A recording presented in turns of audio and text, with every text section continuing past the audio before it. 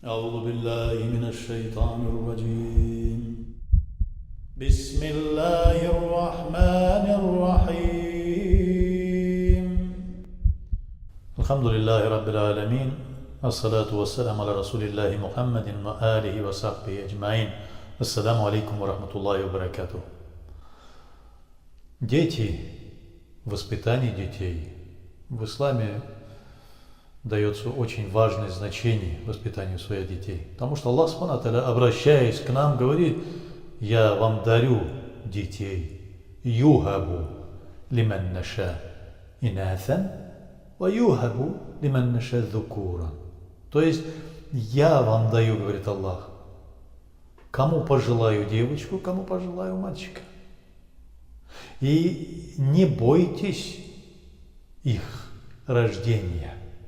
Не бойтесь, что у вас будут дети, и они будут голодать. Я обеспечиваю их достатком, говорит Аллах Субхану ва Тааля. «Валя тaqtulu аулядакум мин хашяти имлак». То есть, не убивайте своих детей, не избавляйтесь от них, пока они в утробе матери.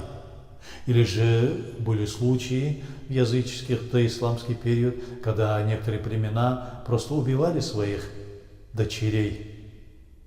Или же вообще женский пол, например, как мы это знаем в древней Спарте, убивали более слабых мальчиков или избавлялись от девочек. Или в то же время были такие племена у скифов или у сарматов, которые избавлялись от мальчиков и оставляли только девочек. Так вот, Аллах Субхану ва Тааля предупреждает нас: мы вам дарим, кому пожелаем девочку, а кому пожелаем мальчика. И мы вас делаем родителями этих детей. Это аманат. То есть Аллах Субхану ва Тааля дает нам аманат детей. Он доверяет нам, и мы не должны поступить с этим доверием. Мы должны ответить доверию Аллаха своей богобоязненностью.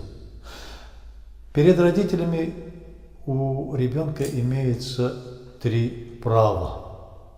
То есть он вправе востребовать в судный день у своих родителей то, что если ребенок родится, говорит Мухаммад ﷺ, это хадис пророка, Мухаммад ﷺ говорит, что когда рождается ребенок, отец и родители, и мать, они должны его наречь прекрасным именем, потому что в судный день Аллах Субхану ва Тааля будет взывать вас и скажет: «О, фалян, сын фалян или дочь фаляна». Он будет обращаться к вам с прекрасными вашими именами. То есть это право ребенка на то, чтобы его родители нарекли его прекрасным именем. Самые прекрасные имена – это имена Всевышнего, но с приставкой «абд». Абдуллах, Абдурахман, Абдуль-Назир, Абдуль-Басир, Абдур-Разак и очень много. Из тех 99 имен, которые мы вычитываем в Коране, мы прибавляем, что мы рабы Абдур-Рахмана, то есть я раб Аллаха. Рахман – имя Аллаха. Абдур-Рахим, то есть говорится, что он раб Рахима, того же самого Аллаха. Вторые по красоте имена – это имена пророка Мухаммада, саллиллаху алейхи. У него очень много имен. Насчитывается, ученые насчитали более несколько сотен имен. И Мухаммад, и Ахмад, и Махмуд, и Таха, и Ясин, и очень много-много. После этого идут имена других пророков: Ибрахим, Якуб, Ильяс, Муса, Иса, Салих. Если девочки, то имена жен, матерей правоверных, Ридвануллахи алейхим аджмаин. То есть это Аиша, это Хадиджа, это София, это Зайнаб и остальные. За ними следуют девочкам имена жен пророков, кроме, конечно же, жен Нуха, алейхиссалям, и Лута, алейхиссалям, которых Аллах Субхану ва Тааля, на которых ниспослан был гнев Аллаха. Но прекрасные имена, даже если на твоем родном языке, они должны быть прекрасны, должны иметь какой-то смысл. Ты должен наречь своего ребенка прекрасным именем, чтобы Аллах Субхану ва Тааля в судный день возвал, обратился с прекрасным именем, не с тем, который дается в виде кличек или в виде названий чего-то, или же какие-то бессмысленные набор и сочетаний букв. Второе право ребенка – это то, что родители его должны воспитать до совершеннолетия в духе ислама, объяснить ему шариат. Они должны научить его, первые его слова должны быть Аллах. Они научить должны его словам «Ля иляха илля-Аллах». Нету никакого божества, кроме Аллаха. Нету никакого другого Творца Всевышнего. Он един. Мухаммад Расулуллах. И после этого они должны научить его столпам шариата, направлениям. Они должны его научить Корану ровно столько, насколько ему потребуется читать намаз. Если больше они научат, то это еще прекраснее. Они должны научить его, как брать тахарат, ритуальное омовение, как выстаивать молитву, как держать уразу, как давать милостыню, как уважать родителей, как уважать старших. И они должны его научить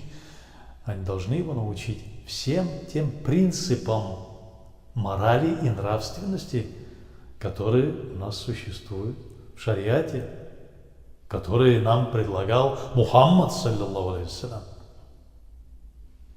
Должны научить ровно столько, насколько они могут научить этого ребенка до его совершеннолетия. Это второе его право. Не то, что, как, например, мы сейчас жалеем, говоря, что и так в школе такая сильная нагрузка, очень много предметов, и он не успеет. Еще плюс он будет выучивать арабский язык и будет выучивать Коран. Еще мы просто не жалеем своего ребенка. Мы хотим, чтобы он был великим человеком, но в то же время делаем его ничтожным. Что такое великий человек? Великий человек – это обладатель морали и нравственности. Великой морали и нравственности. Обладатель великой морали и нравственности – это тот человек, который признает своего Творца, единственного Творца, своим хозяином и поклоняется ему. И у него воспитывается любовь к нему, к Всевышнему. Из-за этой любви у него воспитывается любовь и к пророку Мухаммаду, и ко всем его действиям, к сунне, и воспитывается любовь к своим родителям, и уважение к старшим, и уважение к окружающему миру. Все это взаимосвязано. Если хотя бы одна цепочка нарушена, если одно звено этой цепочки нарушено, то получится как-то кособок. Из-за этого мы и говорим, что мы должны давать правильные знания, знания тех, которые мы называем знания Ахль-Сунна валь-Джамаат, той общины, о которой говорил Мухаммад, те, которые привнесли нам сунну пророка Мухаммада. Третье право наших детей – это когда они достигнут того момента, что должно им жениться или выйти замуж, мы должны их выдать замуж или женить на хороших людях. Мы должны помочь им в этом. Мы должны женить их или выдать замуж. Потому что на сегодняшний день мы в обществе дошли до того, что отпускаем своих детей. Мы берем какие-то другие привычки других народов, привычки других совершенно какие-то аморальные какие-то привычки берем и потом жалуемся и говорим, что вот да, он получил высшее образование, но в то же время мораль, нравственность у него хромает, он не уважает нас как родителей. Мы говорим, что он женился там, но у него какая-то в семье разлад какой-то.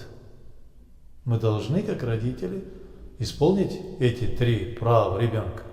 Наречь его прекрасным именем, воспитать его до совершеннолетия в духе ислама, объяснять ему.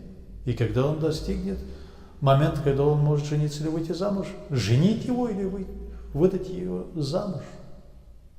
И этим мы снимем с себя ответственность перед детьми. Иначе, если этого мы не сделаем, что произойдет? Мы предстанем в судный день перед Аллахом со всеми своими вознаграждениями.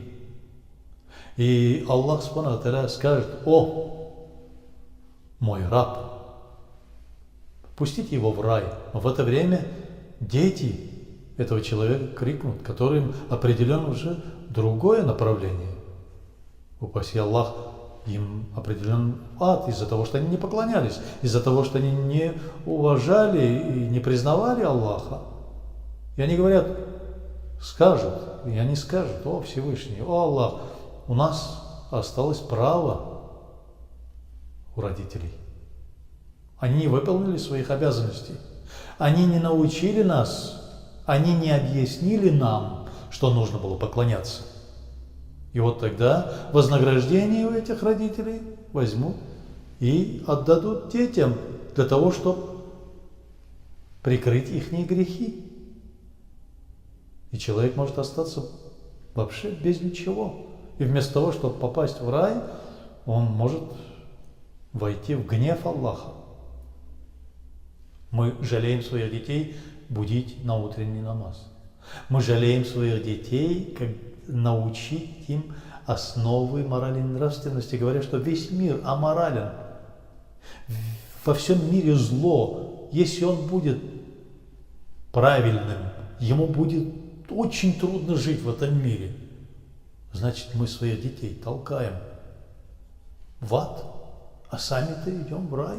Значит, мы не любим своих детей изначально. И в данном случае и среди мусульман есть такое, что иногда дети мусульман показывают себя с нехорошей стороны.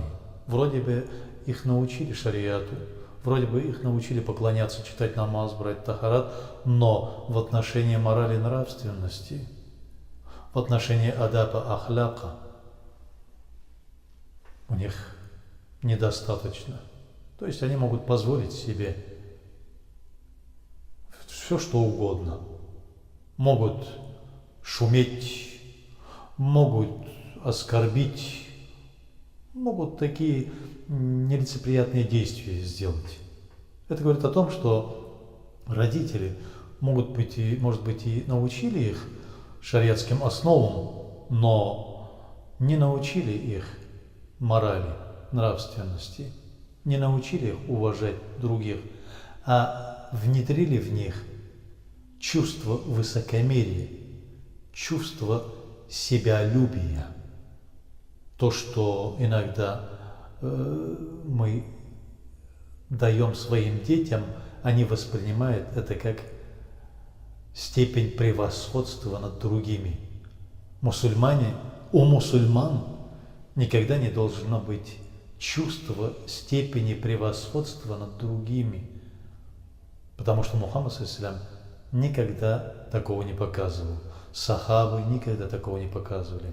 Аулия и ученые, друзья Аллаха, и ученые, и все большинство мусульман за весь период, за всю историю ислама, они считали себя такими же обыкновенными людьми, как и все остальные, и уважали всех остальных людей, видя в другом человеке творчество Аллаха, считали любого другого себе подобного творением Аллаха и себе подобным, и уважительно относились к другим людям, не только к мусульманам, но и к немусульманам. Мы получили аманат от Аллаха.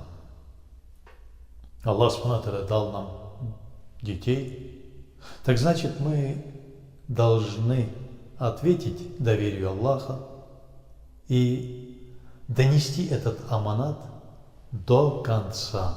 То есть мы должны сделать то, что нам вменено в обязанность, воспитать своих детей в богобоязненности, в благонравии и морально высшими, высокими духовными людьми. Ассаламу алейкум ва рахматуллахи ва баракатуху.